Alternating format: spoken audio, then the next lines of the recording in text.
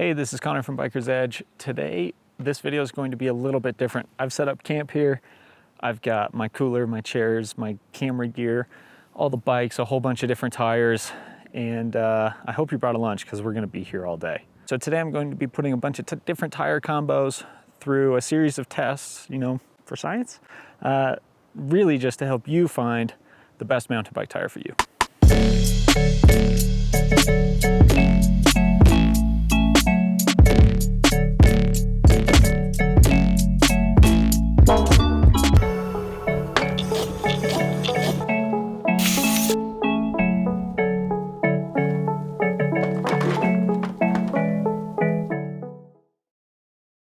Okay, so this is how it's going to work. I have one Santa Cruz Tallboy. I have three NV AM30 wheel sets. So that makes three SRAM X01 Eagle cassettes, six 180 millimeter rotors, and a whole bunch of tires. So I'm going to eliminate all the variables, keep things consistent on the same bike, same tire pressure, same suspension setup. So the tires I have today, I've picked the same tire casing for all of this, just trying to eliminate one more variable. But we did choose widths that kind of match the application. So the tires on offer, we've got a Maxxis Assegai and Maxxis Dissector for one combo. That's our heavy duty setup. The Assegai is a 2.5 inch and the Dissector is a 2.4 inch, both EXO casing. And then for the all mountain setup, I've got a Minion DHF on the front and an Aggressor on the rear, 2.5 on the front, 2.3 on the rear. And then for the lightweight cross-country setup, I've got a Maxxis Forecaster on the front in a 2.3 and the Recon Race in the rear at 2.3 as well. So that's the lightweight setup. All right, now that all the business is out of the way, let's go ride these tires.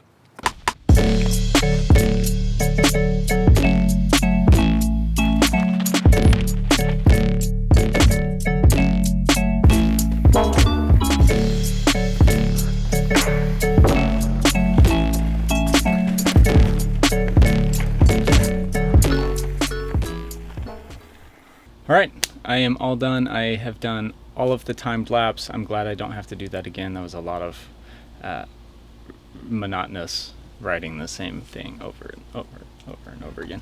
But yeah, all done. Now we're gonna dive into some of the results and hopefully give you some good suggestions for the best mountain bike tires for you. And the clock starts now.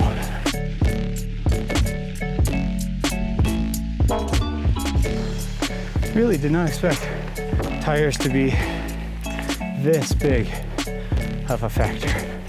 Immediately to eco gear.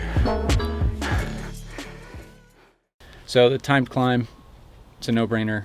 The XC tires were hands down the fastest. Not only were they the fastest, they just gave the bike this kind of sprinty, lightweight, lively, energetic feel. The trail tires made it feel like a trail bike, and the Enduro tires made it feel like a heavy trail bike. So it was pretty cool to see that, and it was cool to see the results. I didn't think it could be that drastic over a 2-minute climb. So the XC tires, I did the climb in 2 minutes and 29 seconds. The trail tires, it took me 2 minutes and 53 seconds. And the Enduro tires, it took me 3 minutes and 1 second. So that's a pretty drastic gap, and my energy levels also were a pretty good indicator that I was going a lot slower. The Enduro tires just kind of sit and spin. They're slow, they're grippy, where those XC tires just feel kind of sporty and lively and fun. So on a climb, XC tires win, hands down.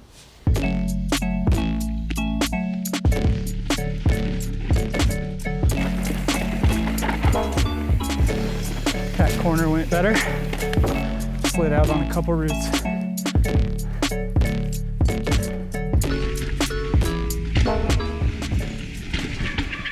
All right, for this next test, which was the kind of simulated everyday trail ride, there was a bit of a rocky climb, kind of a smoother, faster, straighter climb. There was some traversy stuff, a couple loose, dusty, blown out corners, a rocky straightaway into a loose, dusty, blown out corner.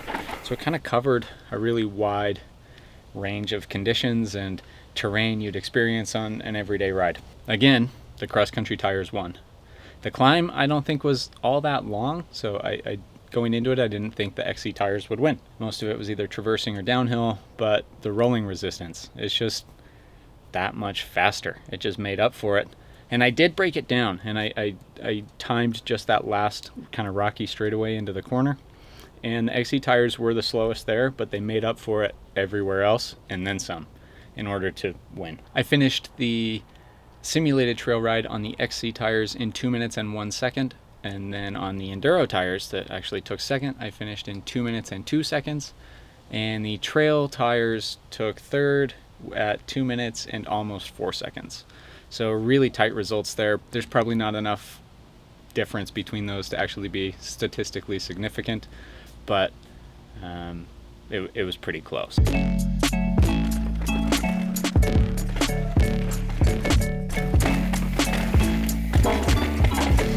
That dusty corner went way better. Whoa, carried more speed.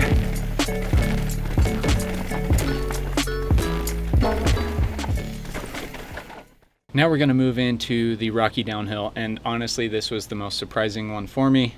On GoPro it's not going to look that rocky, but this is a pretty kind of rocky, steepish chute with a lot of baby heads that roll. There's some pretty sharp stuff in there, and then there's a really hard right hand corner at the bottom that's really dusty and blown out, and it's kind of hard to slow down for it because you're on the brakes, so your suspension's not working the best, and it's a pretty rough ride. I just thought the Enduro tires were going to make a huge difference here, and they only won by 2 seconds. The Enduro tires and the trail tires actually tied at 25 seconds, and the XC tires were 2 seconds slower at 27, so really not that much between it. I think the Enduro tires did feel better. I had more confidence with a higher volume tire, with more tread on them. I got bounced around less. I could definitely feel a difference in ride quality, where the XC tires rolled quickly through all of it, but I was pinging around quite a bit on all those rocks, and I did feel more rocks rolling around underneath me than I did on the trail and Enduro tires. In terms of ride quality, there was quite a bit of a difference, but in terms of time and the clock, really not much in it at all. And there's one part of the story that really didn't show up in my test, and that's punctures. Lighter weight tires are going to puncture more often. It's easier to cut the sidewall. It's easier to pinch flat them. It's just going to happen. I didn't experience any punctures in any of the tests, which was awesome. But, you know, in my past years of riding experience, lightweight XC tires do flat way more often than a heavy duty Enduro tire. So I think if I would have ridden this test segment 100 times, you know, eventually I was going to flat on an XC tire. Could have flatted on all of them, honestly, but most likely would have flatted on an XC tire, and that's going to really slow you down. So that never came into play, but it is something to consider.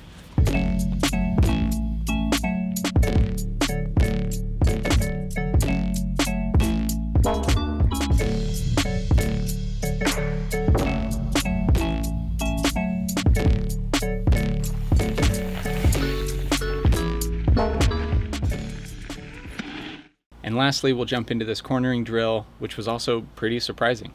I thought for sure on this it was weird. It was like loose, gravelly asphalt that hadn't been packed down or tarred, so it was still kind of loose. I don't know. Weird surface. I thought for sure the Enduro tires were going to be the fastest, but I was dead wrong, and the XC tires came out the fastest. I think what was happening is, I don't want to admit it, but there was more braking than I would have hoped for in this drill. And the XC tires between corners, you know, coming off of the brakes, getting around the corner, they would get back up to speed faster than the heavier duty, slower rolling tires. So I think average, you know, they ended up being faster than the Enduro tires that sure hooked up and cornered just a little bit better, but were a little slower to get back up to speed. You know, if I could do the whole thing brakeless, first of all, I'd be way better at bikes than I am and way faster and probably get paid to ride bikes, but I think the Enduro tires probably would have been the fastest if I could do it no brakes. So the times here, XC tires were the fastest at 9.29 seconds, and the trail tires were second fastest at 9.76, and the Enduro tires were the slowest at 9.91 seconds. And I did a lot of laps. I did 6 laps per combo so that I could get a really good average and not have outliers really skew the results. So I'm fairly confident in these results. So this leads us to our conclusion. What tires should you buy? I have a really hard time saying XC tires forever, screw everything else. I think confidence and comfort also need to come into this decision. But I now am no longer in the Enduro tires forever category. I think the benefits don't outweigh the disadvantages here. They're really slow uphill. They aren't as fast as I thought they'd be downhill, and while they do hook up better in the corners, it's not as drastic of a difference as I thought it would be. The XC tires actually hooked up fairly well in the corners. They don't hook up quite as well with braking traction. So I think finding that middle ground tire is probably the best bet for most people. Instead of going full Enduro or full XC, try to find something in the middle ground that's still going to climb quickly. It's not going to weigh you down, but it'll still do well under braking and cornering. So I'm going to break this down by category of bike. I think if you're running an XC or an XC-ish bike with 120 millimeters or less of travel, honestly, I would run that Forecaster Recon Race combo that I ran for our test. Go 2-3 on both of them, EXO casing, and I think you're set. If you want just a little more grip out of the rear, especially braking grip, skip the Recon Race and just do a normal Recon. For your trail bikes and kind of mid-travel bikes, anywhere from about 120 millimeters to 140 millimeters, I would run a Maxxis Minion on the front and a Recon on the rear. The Minion will hook up really well in the front, so you're not washing out in every loose, dusty, blown out Utah corner. And then the Recon is quick on the rear. You will want to watch out for punctures and be careful about picking smooth lines. And lastly, for your long travel 140 millimeter plus bikes, I would run a Minion on the front again. This time probably go 2.5 and run a 2.4 dissector on the rear if you're not pedaling a ton. And then if you're pedaling a little bit more, probably run an aggressor at a 2.3 on the rear. If you want just a little bit more volume, do the 2.5. It won't slow you down too much because that tire still rolls fairly quickly. It's got a pretty tightly packed center tread, which will roll fast, but then it does have the big cornering knobs so that you can lean it over into a corner and not break loose. All right, there are my tire suggestions. It surprised me quite a bit, and now I think I will be running a little bit lighter weight, lighter duty tires because the benefits far outweigh the disadvantages, I believe. I will be carrying a plug kit and a spare tube with me at all times though. If you think I got it wrong, let me know. No, don't let me know in the comments below. Keep your opinion to yourself. If you think I got it right and you want to agree with me and sing my praises, go right ahead, comment below. Thanks for sticking around, and we'll see you next time.